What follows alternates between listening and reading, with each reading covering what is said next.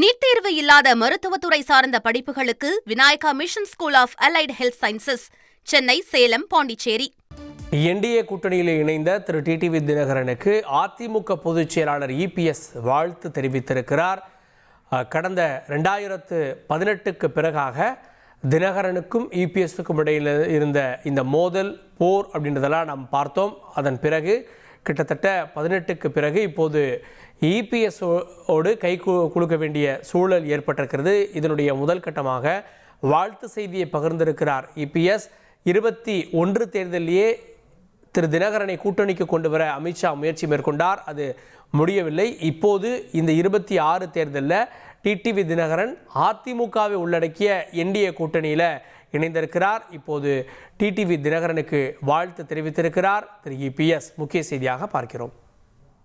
தொடர்ந்து செய்தியாளர் தாய்மானவன் கூடுதல் விவரத்தோடு இணைந்திருக்கிறார். தாய்மானவன், இப்போ தினகரனுக்கு வாழ்த்தை தெரிவித்திருக்கிறார் திரு இபிஎஸ்ஐ சந்திப்பாரா தினகரன்?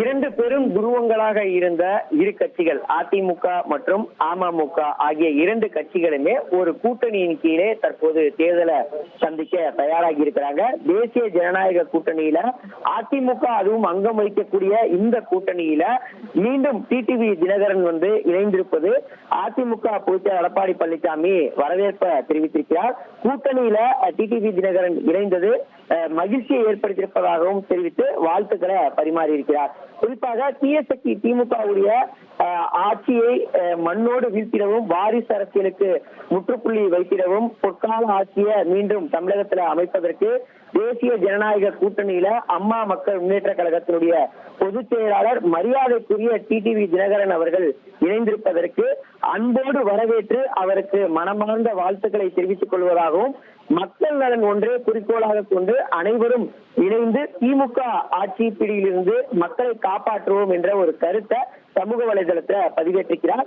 இதற்கு முன்னதாக டிடிவி தினகரன் செய்தியாளர்களை சந்திக்கும் போது தமிழ்நாட்டிற்கே நல்லதொரு கால தொடக்க ஆட்சி கொடுப்பதற்கு தயாராகி இருப்பதாகவும், மக்கள் விரும்பக்கூடிய நல்லாட்சியை உருவாக்குவதற்கு உறுதுணையாக இருப்பதாகவும், என்னதான் இருந்தாலும் இது ஒரு பங்காளி சண்டை தான், அதாவது அதிமுகவுடனான அந்த மோதல் போக்கை குறிப்பிட்டிருந்தார். இன்னார் செய்தாரை ஒருத்தல் என்ற திருக்குறளுக்கு ஏற்ப பலத்தை நினைத்துக் கொண்டிருக்காமல் கட்சி நலன் மற்றும் மக்கள் நலனை கருத்தில் கொண்டு விட்டுக் கொடுப்பதில்லை, கெட்டுப் போவதில்லை என்ற அடிப்படையில ஓரணியில் திரண்டு மக்களாட்சி அமைய, நல்லாட்சி அமைய உறுதுணையாக இருப்போம் என டிடிவி தினகரன் தெரிவித்திருந்தார். இப்படியாக இரண்டு கட்சி தலைவருமே மாறி மாறி கருத்துக்களை தெரிவித்திருக்கக்கூடிய ஒரு சூழல்ல டிடிவி தினகரன் தற்போது கூட்டணியில் இணைந்திருக்கக்கூடிய ஒரு சூழலில் எடப்பாடி பழனிசாமி அவர்களை மரியாதை நிமித்தமாக டிடிவி தினகரன் சந்திப்பாரா என்ற ஒரு கேள்வி என்பது எழுந்திருக்கிறது. ஒருவேளை அது சந்திக்கக்கூடிய பட்சத்தில் மேலும் இது கூட்டணியை வலுப்படுத்தக்கூடிய வகையில அமையும் என எதிர்பார்க்கப்படுகிறது. அப்படி இல்லை என்றால் வருகின்ற 23ஆம் தேதி பிரதமர் மோடி தமிழகம் வருகை தரும்போது தேசிய ஜனநாயக கூட்டணி கட்சி தலைவர்களுடைய அறிமுக விழாவில் இருவரும் ஒரே மேடையில ஏறி பரஸ்பரம் நலம் விசாரிப்பார்கள் எனவும் எதிர்பார்க்கப்படுகிறது. இப்போ பியூஷ் கோயல் அதிமுக பொதுச் செயலாளர் சந்திப்புக்கான வாய்ப்பு இருக்கிறதா? ஏன்னா அதிமுக பொதுச் செயலாளர் தனியாக ஆலோசனை மேற்கொண்டு வருகிறார். இப்போ இங்க கூட்டணியை திரு பியூஷ் கோயல் உறுதி செஞ்சிருக்காரு. இப்போ எல்லாரும் ஒன்று சேர்ந்து பிரதமருடைய வருகைக்கு முன்பு எல்லாரும் ஒன்று சேர்ந்து சந்திப்பதற்கான வாய்ப்பு இருக்கா? தேசிய ஜனநாயக கூட்டணியில இன்னும் சில கட்சிகளுடனான பேச்சுவார்த்தை என்பது மேற்கொள்ள வேண்டிய ஒரு சூழல் இருக்கிறது.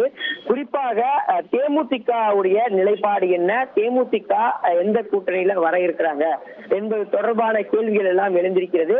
23ஆம் தேதி பிரதமர் மோடி வருகை தர இருக்கக்கூடிய சூழல்ல அன்றைய தினம் கூட்டணி கட்சி தலைவர்களை ஒரே மேடையில ஏற்றி மக்களுக்கு அறிமுகம் செய்ய வேண்டும் என்பது தற்போது அஜெண்டாவாக இருக்கக்கூடிய ஒரு சூழல்ல இந்த கூட்டணி அனைத்துமே இறுதி செய்யப்படக்கூடிய பட்சத்தில் அனைத்து தலைவர்களையுமே பியூஷ் கோயல் நேரடியாக சந்திப்பதற்கான வாய்ப்புகள் இருப்பதாக தகவல்கள் இருக்கின்றன. குறிப்பாக அமமுக தற்போது தேசிய ஜனநாயக கூட்டணியில இணைந்திருக்கக்கூடிய ஒரு சூழல்ல தொடர்ந்து தேமுதிகவை கூட்டணிக்குள் வரவழைப்பதற்கான பேச்சுவார்த்தையும் பாஜக தரப்பிலும் சரி, அதே போல அதிமுக தரப்பிலும் மேற்கொள்ளப்பட்டு வருகிறது. வருகிறது. அதிமுக தரப்புல இந்த பேச்சுவார்த்தை என்பது மேற்கொள்ளப்பட்டு வரக்கூடிய சூழல்ல விரைவில் தேமுதிகவை சேர்ந்த பிரதிநிதிகள் தலைவர்கள் முக்கியமாக பியூஷ் கோயலையோ அல்லது எதிர்க்கட்சி தலைவர் எடப்பாடி பழனிசாமியோ நேரில் சந்திப்பதற்கு அதிக வாய்ப்பு இருப்பதாக சொல்லப்படுகிறது. அப்படி அந்த சந்திப்பு நிகழக்கூடிய பட்சத்துல இன்றைய தினம் அந்த சந்திப்பு நிகழ்வதற்கான வாய்ப்புகள் இருக்கிறது.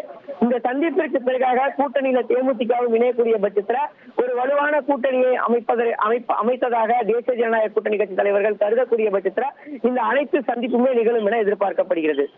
நீட் தேர்வு இல்லாத மருத்துவத்துறை சார்ந்த படிப்புகளுக்கு Vinayaka mission school of allied health sciences, Chennai, Salem, Pondicherry